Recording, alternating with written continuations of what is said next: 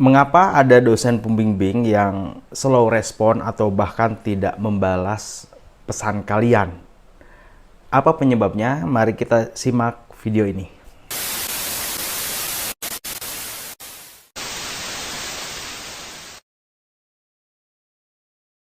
Assalamualaikum warahmatullahi wabarakatuh. Kembali lagi di channel Skripsi Bisa. Bagi yang belum subscribe channel ini, silahkan di subscribe terlebih dahulu agar kalian bisa mendapatkan video-video terupdate yang tentunya ini akan bermanfaat sekali bagi kalian, khususnya bagi mahasiswa.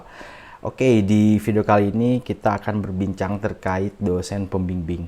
Perlu kita ketahui bahwa dosen pembimbing mempunyai andil dalam penyelesaian skripsi kita, sehingga lancar tidaknya pengerjaan skripsi kita itu ada andil dari dosen pembimbing. Maka kita harus tetap menjaga komunikasi dengan dosen pembimbing kita agar skripsi kita bisa diselesaikan dengan lancar.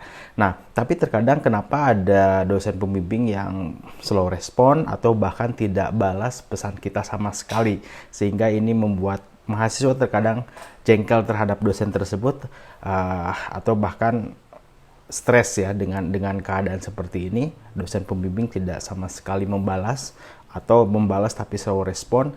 Akhirnya ini berdampak sekali pada pengerjaan skripsi kalian yang harusnya selesai sesuai tepat waktu, ini malah jadi molor gara-gara kita minta konfirmasi kepada dosen pembimbing.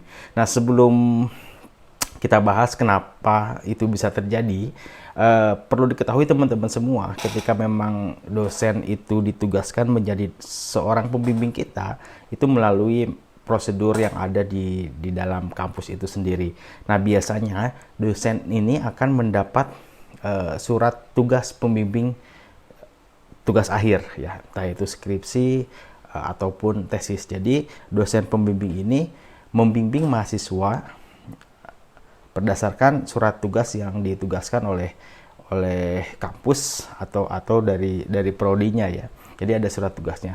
Maka dosen pembimbing akan melakukan tugasnya itu, sehingga ada kewajiban sebetulnya untuk membimbing ya, untuk mengarahkan dan bisa dijadikan tempat berkonsultasi mahasiswa saat melakukan penelitian. Jadi ada kewajiban dosen untuk membimbing. Ini perlu diketahui oleh mahasiswa bahwa dosen pembimbing mempunyai kewajiban untuk membimbing mahasiswanya, mengantarkan sampai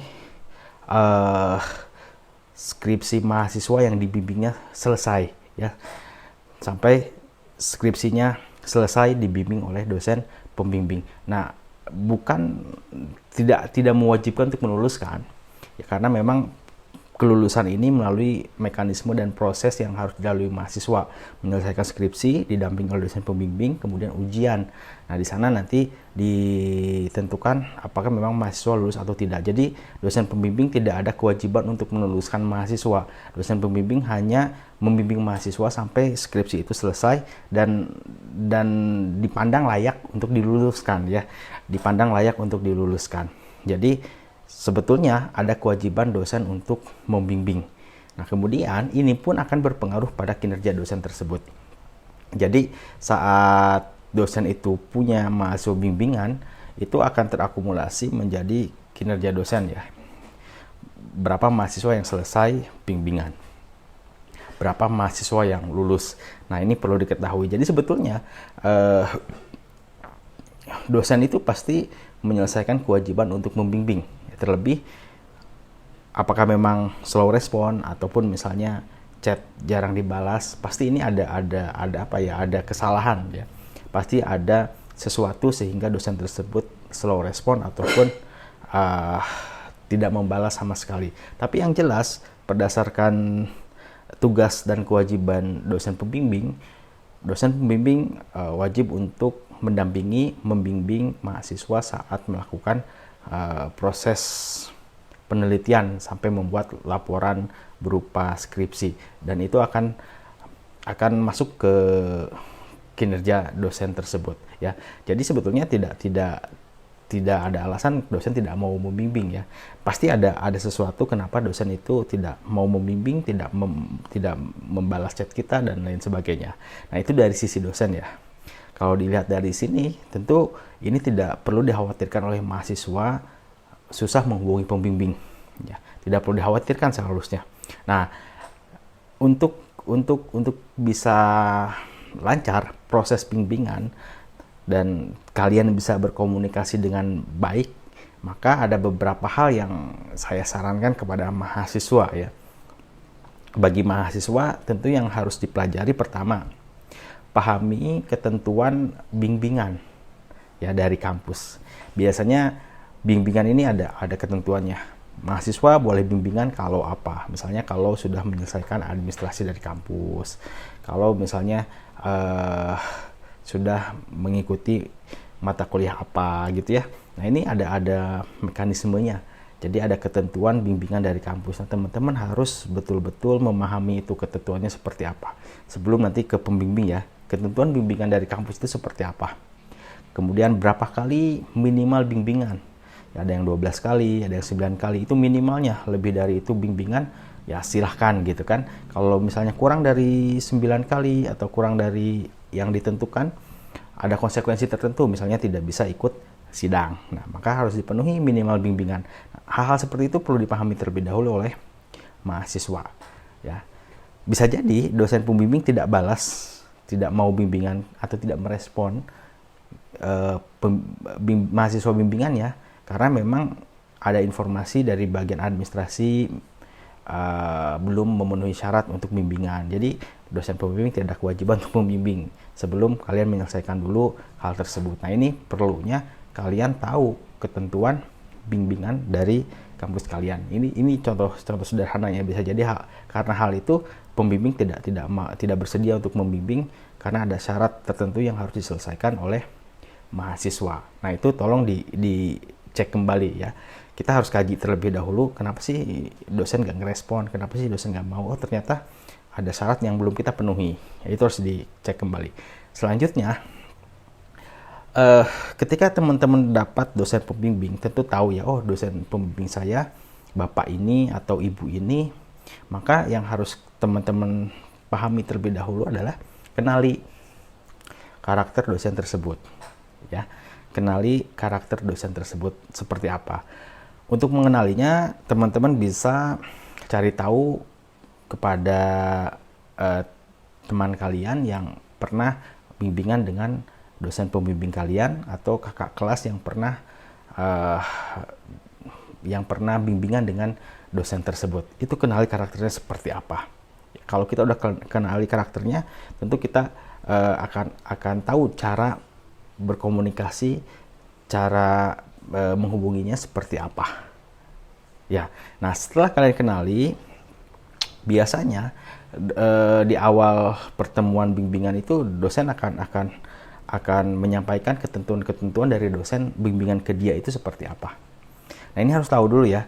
Kalau misalnya tidak ditanyakan dari awal, ini bisa jadi miskomunikasi yang akhirnya sulit untuk menghubungi dosen tersebut. Misalnya kalian harus tanyakan, apakah ada pertemuan rutin, entah itu seminggu sekali, 2 minggu sekali, atau bahkan sebulan sekali.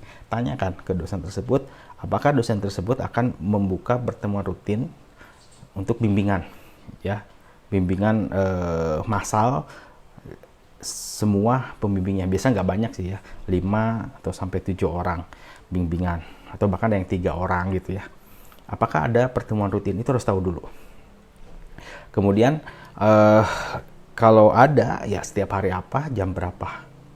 Terus tanyakan dulu, ada gak ketentuan seperti itu dari dosen pembimbing. Bahkan harus sepakati ya, kalau misalnya dosen menetapkan, oke, nanti setiap hari ini, setiap hari Kamis misalnya ya, 2 minggu sekali kita akan adakan bimbingan. Nah, itu harus tahu tuh jadwal bimbingan setiap hari Kamis. Itu harus tahu. Kemudian, kalau misalnya kita mau menghubungi di luar jadwal bimbingan, itu kira-kira senggangnya kapan, jam berapa, itu harus tahu dulu ya. Dosennya tuh senggang dan jam berapa itu harus tahu. Kalaupun misalnya kita agak tanya langsung, kita bisa bisa chat di waktu-waktu senggang yang misalnya tidak ada kesibukan, atau di jam-jam yang memang disepakati dengan dosen. Itu bisa dikondisikan oleh teman-teman ya. Kapan bisa dihubungi, jam berapa ya. Lalu melalui apa? Apakah boleh WA? Itu harus pastikan ya. Karena ada juga dosen yang enggan sekali membalas WA. Apakah melalui email atau ketemu langsung? Itu harus teman-teman ketahui ya, seperti apa. Nah, ini ketentuan bimbingan yang disampaikan oleh dosen itu seperti apa, itu harus diketahui. Ya, melalui apa dosen tersebut bisa dihubungi. Nah, kalau udah tahu seperti itu, jadi kita bisa menyesuaikan kapan bisa dihubungi, lalu kita pun bisa membuat jadwal. Kalau misalnya minggu depan ada bimbingan, berarti kita harus ada progres sampai kapan untuk bisa bimbingan di minggu depan. Ya, itu harus dipenuhi oleh teman-teman semua. Jangan sampai nggak ada progres, pertemuan berikut tidak ikut gitu ya. Nah, jangan sampai seperti itu. Nah, ini yang saya sampaikan, dosen pembimbing malas membalas chat atau bahkan tidak membalas chat kalian. Pertama, itu karena kalian suka tiba-tiba ya, tidak berkelanjutan.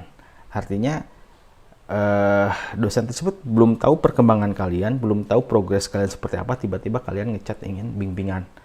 Nah, itu biasanya malas sekali dosen. Kecuali kalau misalnya teman-teman sudah ada progres dari awal ya, pertemuan, bertemu dengan dosen, bahas judul ya, terus kita harus ada follow up. Ingat ya, harus ada follow up lagi dengan dosen. Kalau udah beres misalnya judul, Pak, kira-kira latar belakang kapan harus selesai? Misalnya, 2 minggu deh, nanti hubungi saya lagi. 2 minggu kalian harus selesaikan latar belakang, lalu hubungi kembali. Nah, biasanya dosen ingat tuh, ini yang harus ngumpulin latar belakang ini nih. Nanti kalau kita hubungi biasanya dibalas. Karena ada kontinuitas atau ada keberlanjutan ya. Tahapan-tahapannya dosen pembimbing mengikuti progresnya. Ya, progres kalian itu diikuti oleh dosen pembimbing. Itu yang cepat. Nah, kalau progresnya yang terpotong-potong, misalnya kita bimbingan sekali judul, sebulan kemudian ngontak mau bimbingan latar belakang, yang lain udah kemana, kita bawa latar belakang. Nah, biasanya dosen itu udah males ya. Apalagi udah ditentukan ada jadwal bimbingan rutin seminggu sekali atau 2 minggu sekali. Nah, itu ya, berkelanjutan. Intinya harus berkelanjutan. Jadi bukan berarti dosen itu malas balas atau malah tidak mau balas. Ya mungkin karena kalian tidak tahu etika saat menghubungi dosen, atau bahkan kalian sendiri yang malah menyebabkan itu tidak berkelanjutan, tidak ada terpotong-potong lah bimbingannya. Itu udah males. Kadang udah bab 1 selesai, menuju bab 2 ngilang mahasiswanya, atau kalian ngilang, tiba-tiba hubungi dosen kembali gitu ya. Kan itu. Nah, salah satu penyebab dosen tidak mau balas chat atau bahkan udah males gitu ya untuk bimbingan dengan kalian, yaitu kalian kadang hilang timbul, kadang ada kadang tidak. Sekalinya ada chat kirim full, misalnya bab 1 sampai bab 5, padahal bimbingan baru 2 kali. Itu dijamin dosen malas balas. Ya, dosen pembimbing malas balas. Ya, maka progres kalian itu harus betul-betul diikuti oleh dosen pembimbing kalian. Terus saja seperti itu ya.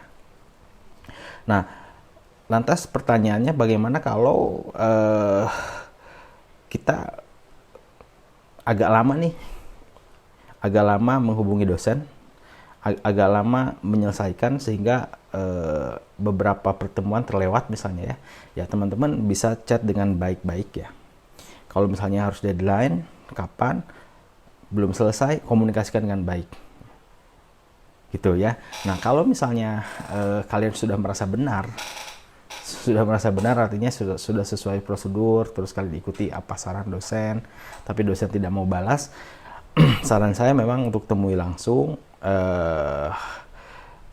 ya. Jadi tidak kekeh melalui WA, atau misalnya kalian WA sekali tidak balas, besoknya kalian ingatkan kembali gitu ya, sampai akhirnya tidak dibalas-balas, kalian bisa langsung datang kapan beliau ada dan kapan beliau waktu senggang. Di sana bisa langsung ketemu. Kalaupun misalnya sedang sibuk saat ketemu, mungkin di sana ada percakapan dan ada janji temu di hari berikutnya atau di kemudian. Kalau nggak seperti itu, nggak akan dibalas-balas. Kalian nggak akan ada progres. Maka kalau chat kalian tidak dibalas, jangan terus ngechat. Ada upaya lain, ya. Ketemu, sekedar berpapasan, terus bertanya dengan baik, sopan. Kalaupun misalnya nggak ada waktu pas hari itu kalian temui, minta waktu, make appointment ya, buat janji temu kapan lagi, atau harus bagaimana. Misalnya, oh ya udah nanti di email aja ke saya gitu kan. Oh ya sudah nanti hari ini tolong di itu ya.